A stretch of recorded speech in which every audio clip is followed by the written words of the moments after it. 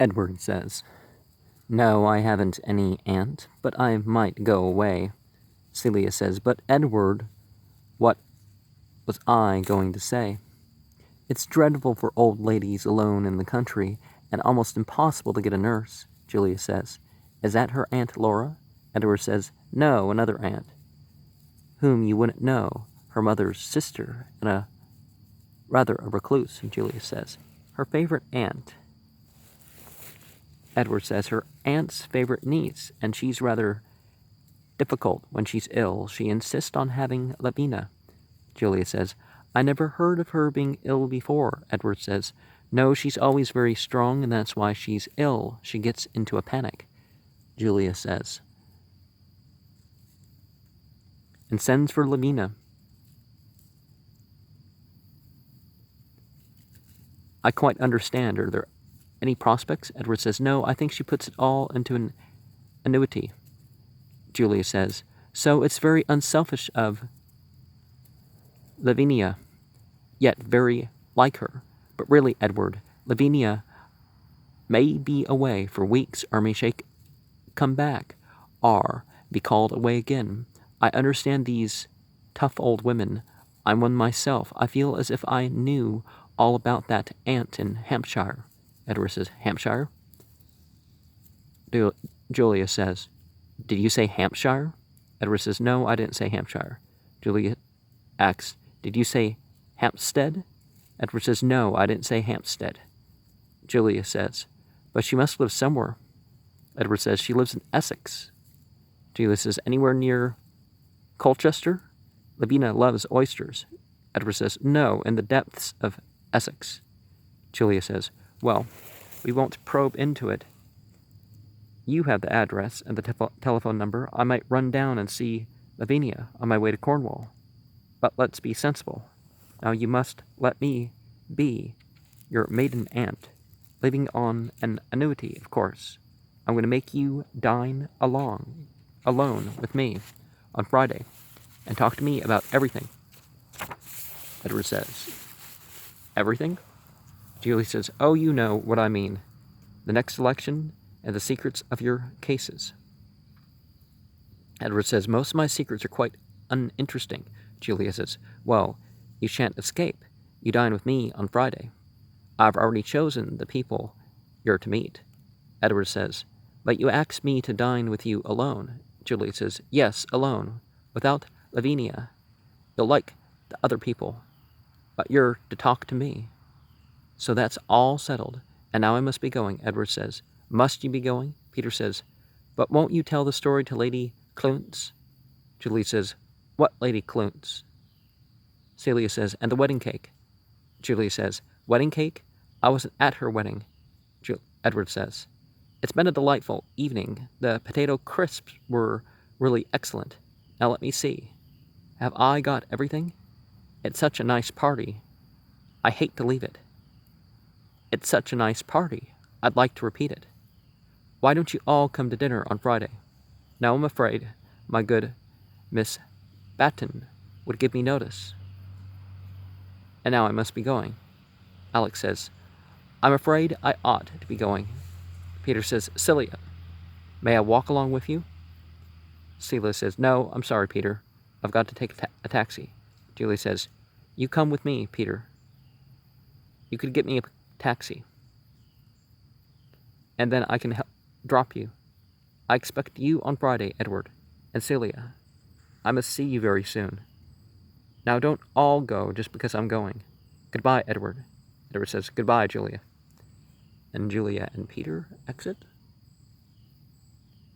Celia says, "Goodbye, Edward. Shall I see you soon?" And Edward says, "Perhaps. I don't know."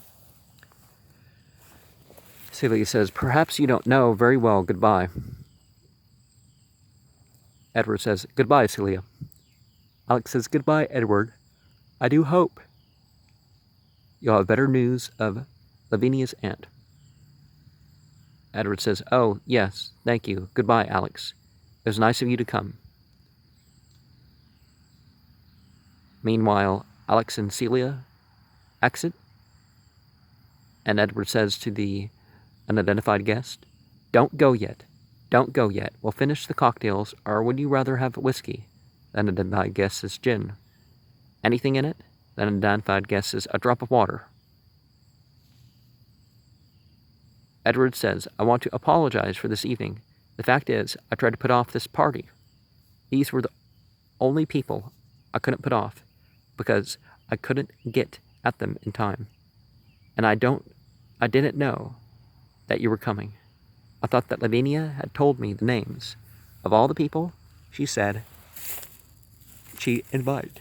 And it's only that dreadful old woman who mattered. I shouldn't have minded anyone else. The doorbell rings, and Edward goes to the door and says, but she always turns up when she's least wanted, and opens the door and says, Julia. And Julia enters and says, Edward, how lucky that it's raining. It made me remember my umbrella. And there it is. Now what are you two plotting? How very lucky it was my umbrella, and not Alexander's. He's so inquisitive. But I never poke into other people's business. Well, goodbye again. I'm off at last. And Edward says, I'm sorry, I'm afraid I don't know your name. The identified guest says, I ought to be going. Edward says, don't go yet. I very much want to talk to somebody. It's easier to talk to a person you don't know. The fact is, Lavinia has left me, the identified guest said. Your wife left you? Edward says, without warning, of course. Just when she'd arranged a cocktail party, she'd gone when I came in this afternoon. She left a note to say she was leaving me, but I don't know where she's gone. Then the guest says, this is an occasion. May I take another drink? Edward says, whiskey? The identified guest says, gin. Edward says, anything in it? The identified guest says, nothing but water. And I recommend for you the same prescription. Let me prepare it for you, if I may. Strong, but sip it slowly, and drink it sitting down. Breathe deeply and adopt a relaxed position. There we are. Now for a few questions. How long married? Edward says 5 years. The identified guest says children? Edward says no. The identified guest says, now look at the brighter side. You say you don't know where she's going. Edward says, no, I do not. And the identified guest says, do you know who the man is? Edward says, there is no other man, none that I know of. The identified guest say, or another woman, of whom she thought she had to be jealous? Edward says, she had nothing to complain of in my behavior. The identified guest says, then, no doubt, it's all for the best. With another man, she might have made a mistake and want to come back to you. If another woman, she might decide to be forgiving and get an advantage. If there's no other woman and no other man, then the reason may be deeper, and you've ground for hope that she won't come back at all. If another man, that's quite the way to put it. If another man, then you'd want to remarry, to prove to the world that somebody wanted you. If another woman, you might have to marry her.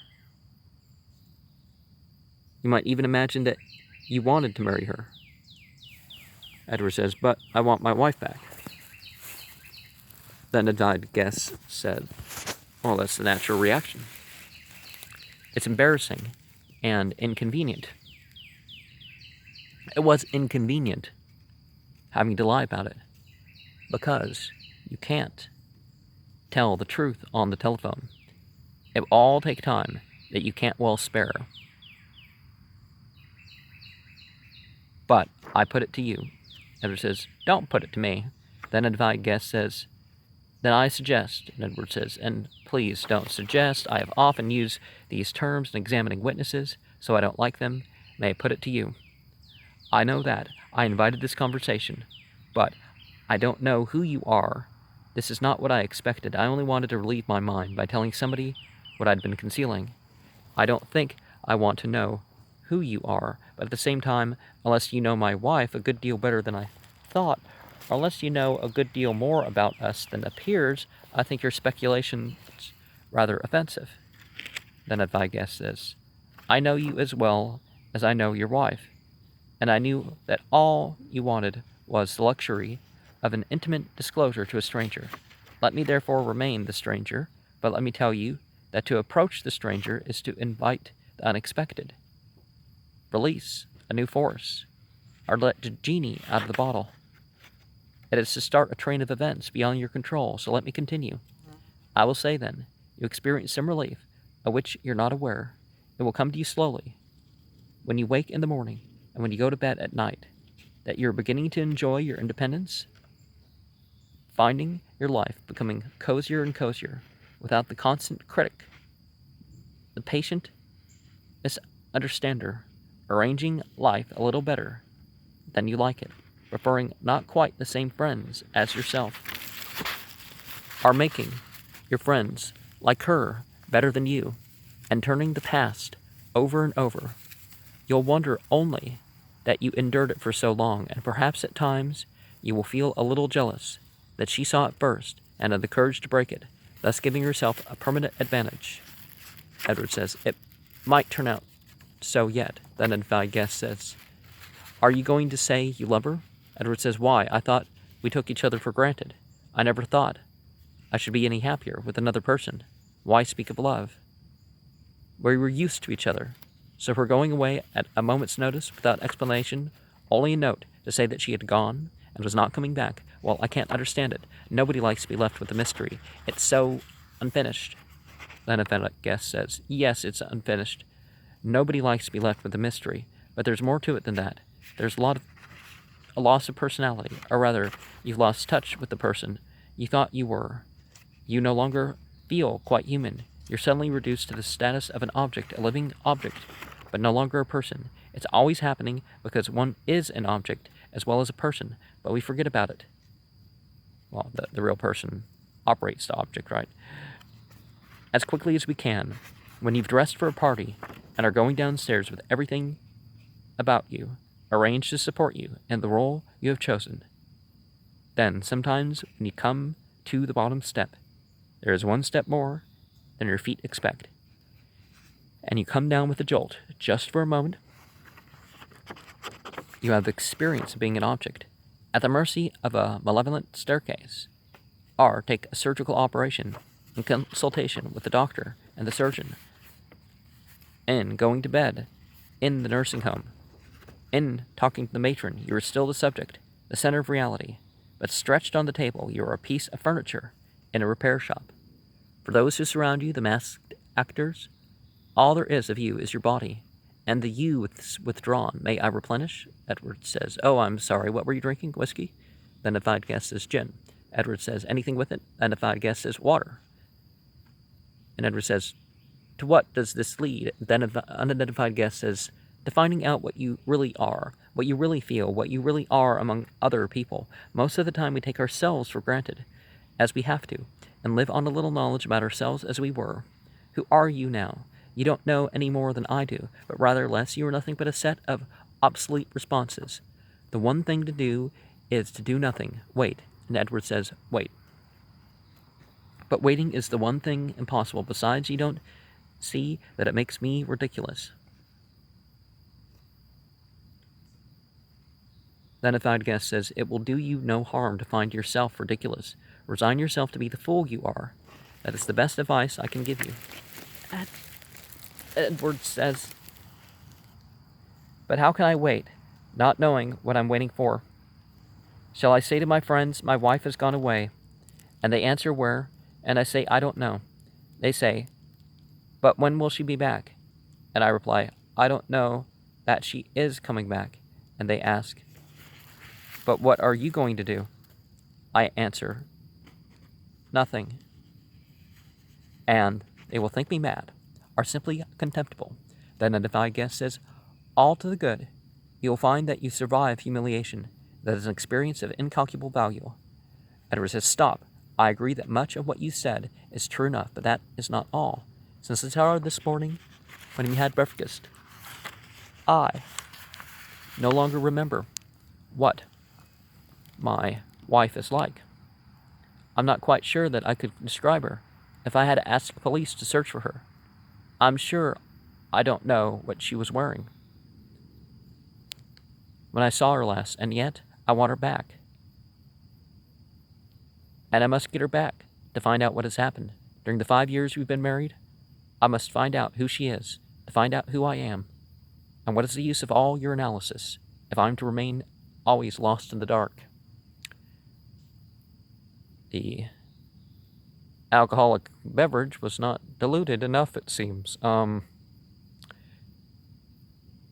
a devout guest says, there is certainly no purpose in remaining in the dark, except long enough to clear from the mind the illusion of having ever been in the light. The fact that you can't give a reason for wanting her is the best reason for believing that you want her. Edward says, I want to see her again here. The unidentified guest says, you shall see her again here. Edward says, do you mean to say that you know where she is? The unidentified guest says, the question is not worth the trouble of an answer, but if I bring her back, it must be on one condition, that you promise to ask her no questions of where she has been. People say stuff like that. It sounds like they had an affair and they don't want that to be asked about or something. Edward says, I will not ask them. And yet, it seems to me, when we began to talk, I was not sure I wanted her, and now I want her.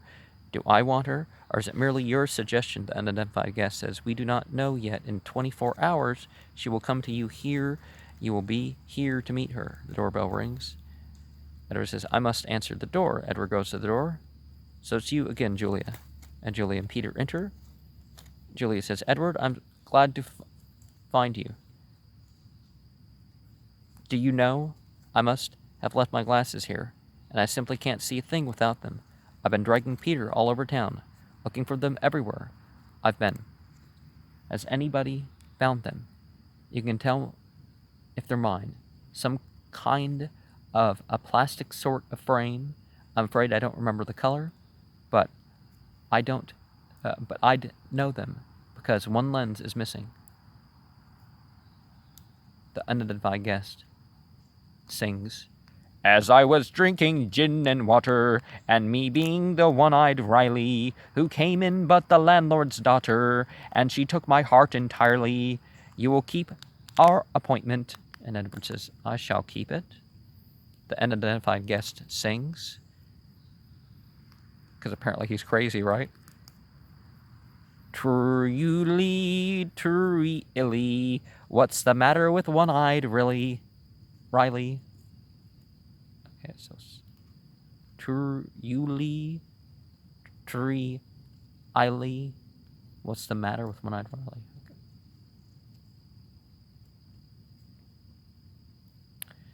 Okay. And Julia says, Edward, who is that dreadful man? I've never been so insulted in my life. It's very lucky that I left my spectacles. This is what I call an adventure. Tell me about him. You've been drinking together. So, this is the kind of friend you have. When Lavinia is out of the way, who is he? Edward says, I don't know. And Julia says, you don't know? Edward says, I never saw him before in my life. Julia says, but how did he come here? Edward says, I don't know. And you don't know him. And what's his name? Did I hear him say his name was Riley? Edward says, I don't know his name. Julie says, you don't know his name? Edward says, I tell you, I have no idea who he is or how he got here. Julie says, but what did you talk about? Or were you singing songs all the time? There's altogether too much mystery about this place today. Edward says, I'm very sorry. Julie says, no, I love it. But that reminds me about my glasses. That's the greatest mystery. Peter, why aren't you looking for them? Look on the mantelpiece where I was sitting. Just turn out the bottom of that sofa. No, this chair. Look under the cushion. Edward says, are you quite sure they're not in your bag? Julie says, why no, of course not. That's where I keep them. Oh, here they are. Thank you, Edward. That was really very clever of you. I'd never have found them but for you. The next time I lose anything, Edward, I'll come straight to you instead of St. Anthony. Now I must fly. I've kept the taxi waiting. Come along, Peter. Peter says, I hope you won't mind if I don't come with you, Julia. On the way back, I remembered something I had to say to Edward. And Julia says, oh, about Lavinia? And Peter says, no. not about Lavinia. It's something I want to consult him about, and I could do it now. And Julia says, of course I don't mind. Peter says, well, at least you must let me take you down in the lift. And Julie says, no, you stop and talk to Edward. I'm not helpless yet. And besides, I'd like to manage the machine myself. In a lift, I can mediate. Goodbye then. And thank you, both of you, very much. And Peter says, I hope I'm not disturbing you, Edward. Edward says, I seem to have been disturbed already, and I did rather want to be alone, but what's it all about? Peter says, I want your help. I was going to telephone and try to see you later, but this seemed an opportunity. And Edward says, and what's your trouble? Peter says, this evening I felt I could bear it no longer. That awful party, I'm sorry, Edward. Of course it was really a very nice party for everyone but me, and that wasn't your fault. I don't suppose you noticed the situation. Edward says, I did think I noticed one or two things, but I don't pretend I was aware of everything. And Peter says, oh, I'm very glad that you didn't notice. I must have behaved rather better than I thought. If you didn't notice, I don't suppose the others did. Though I'm rather afraid of Julia Shuttlethwaite. And Edward says, Julia is certainly observant, but I think she had some other matter on her mind. And Peter says, it's about Celia, myself and Celia. Edward says, why? What could there be about yourself and Celia? Have you anything in common, do you think? And Peter says, it seemed to me that we had a great deal in common. We're both of us artists. And Edward says, I never thought about that. What arts do you practice? And Peter says, you won't have seen my novel, though it had some very good reviews. But it's more that the cinema that interests both of us. Edward says, a common interest in the moving pictures frequently brings young people together.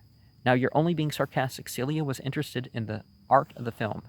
Edward says, as a possible profession.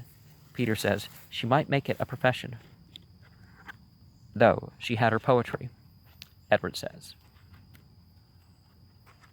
yes, I've seen her poetry. Interesting if one is interested in Celia, apart, of course, from its literary merit, which I don't pretend to judge. And Peter says, well, I can judge it, and I think it's very good, but that's not the point.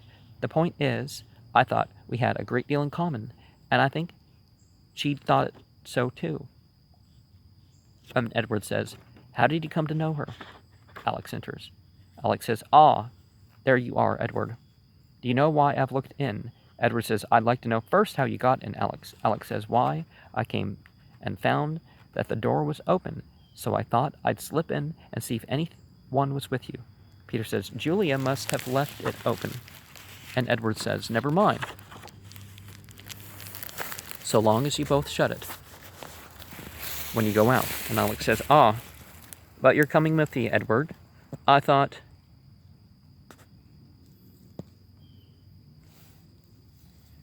Edward may be all alone this evening, and I know that he hates to spend an evening alone. So, you're going to come out and have dinner with me.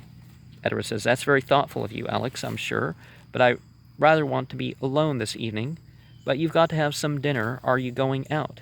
Is there anyone here to get dinner for you? No, I shan't want much, and I will get it myself. Alex says, ah, in that case, I know what I'll do. I'm going to give you a little surprise. You know, I'm a rather famous cook. I'm going straight to your kitchen now, and I shall prepare you a nice little dinner, which you can have alone. Then we'll leave you. Meanwhile, you and Peter can go on talking, and I shan't disturb you. Edward says, my dear Alex, there'll be nothing in the larder worthy of your cooking. I couldn't think it. And Alex says to Edward, ah, but that's my special gift. Concocting a toothsome meal out of nothing. Any scraps you have will do. I learned that in the East, with a handful of rice and a little dried fish, I can make half a dozen dishes. And I can make more. Don't say a word. I shall begin at once. And he exits to the kitchen. Edward says, well, where did you leave off? And Peter says, you asked me how I came to know Celia. I met her here about a year ago. And Peter says, at one of Lavinia's Amateur Thursdays? Peter says, at Thursday, why do you say amateur? Edward says, Lavinia's attempts at starting a salon where I entertained the minor guests and dealt with misfits. Lavinia's mistakes, but you were one of the minor successes, for a time at least. And Peter says, I wouldn't say that, but Lavinia was awfully kind to me, and I owe her a great deal.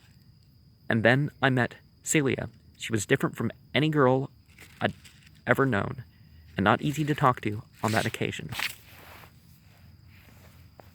I know people don't quite mean that, but you refer to somebody that's old enough to produce children as if by terms like boy and girl and stuff like this that imply that they're still a child is. It just seems demeaning to me. Well, I mean that's how it feels to me. Anyways, Edward says, "Did you see her often?" Alex's voice, Edward, have you a double boiler? And Edward says, I suppose there must be a double boiler. Isn't there one in every kitchen? Alex says, I can't find it.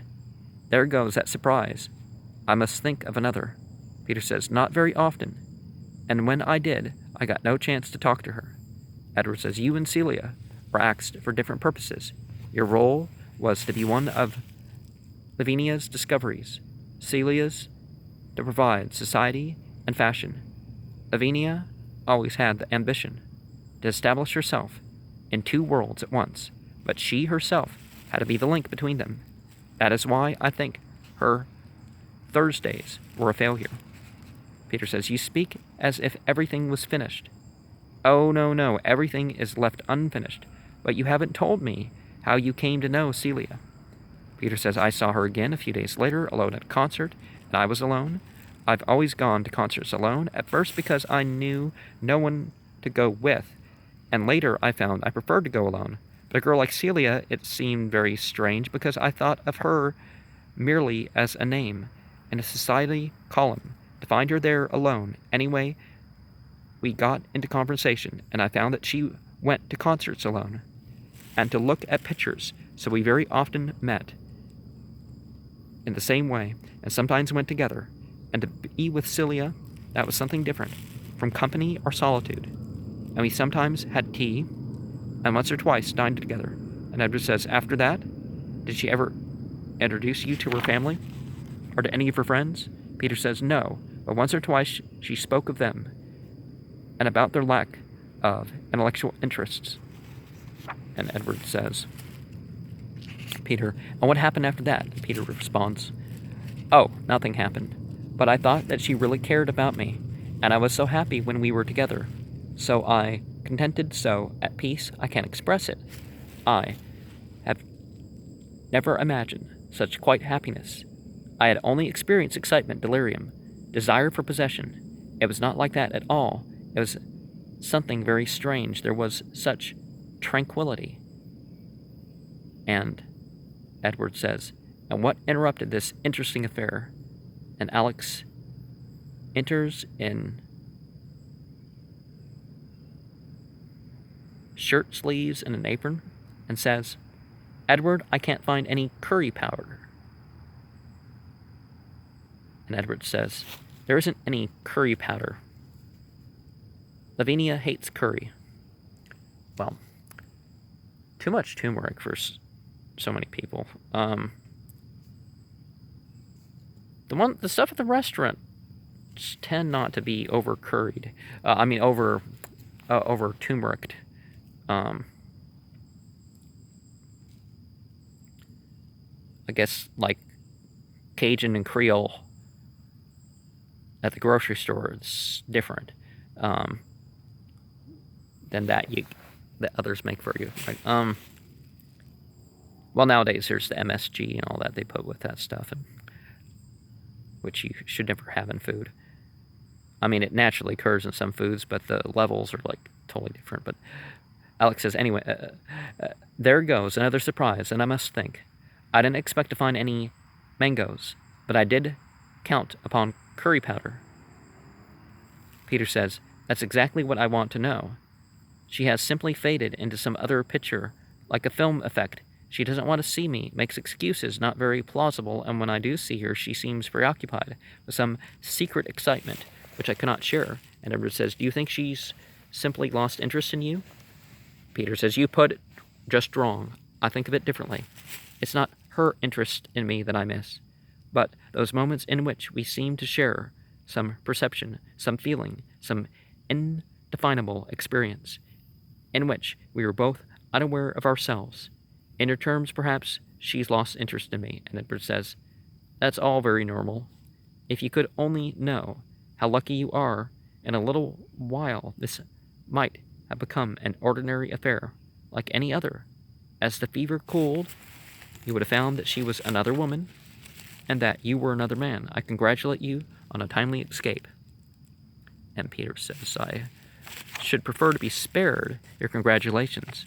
I had to talk to someone, and I have been telling you of something real, my first experience of reality, and perhaps it is the last, and you don't understand. Edward says, my dear Peter, I have only been telling you what would have happened to you with Celia in another 6 months' time. There it is. You can take it or leave it. Peter says, but what am I to do? Edward says, nothing. Wait, go back to California. And Peter says, but I must see Celia. Edward says, will it be the same, Celia? Better be contented with Celia. You remember. Remember? I say it's already a memory. And Peter says, I must see Celia at least to make her tell me what has happened in her terms. Unless I know that, I shan't know the truth about even the memory. Did we really share these interests? Did we really feel the same when we heard certain music or looked at certain pictures? There was something real, but what is the reality? And then the telephone rings, and Edward says, excuse me for a moment. Speaking into the telephone, hello, I can't talk now. Yes, there is. Well, then I'll ring you as soon as I can. Then turns to Peter, I'm sorry, you were saying? And Peter says, I was saying, what is the reality of experiences between two unreal people? If I can only hold to the memory, I can bear any future. But I must find out the truth about the past for the sake of the memory. Edward says, there's no memory you can wrap and camphor, but the moths will get it. But the moths will get in. So, you want to see Celia. I don't know why I should be taking all this trouble to protect you from the fool you are. What do you want me to do?